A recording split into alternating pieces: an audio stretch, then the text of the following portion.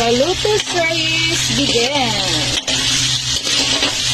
At dito na nga nagsisimula ang aking pangmalakasang lutong ulam. Guys, itong menu na lulutuin ko ay chicken afritada.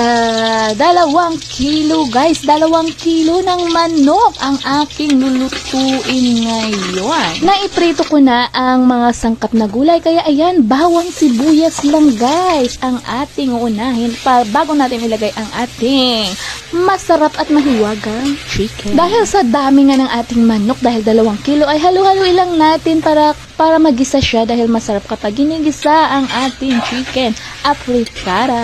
Ayun guys, nilagyan ko ng mga pangpalasa, katulad ng paminta, asin, bitchin lang yan guys. Ganyan lang ako, hindi ako naglalagay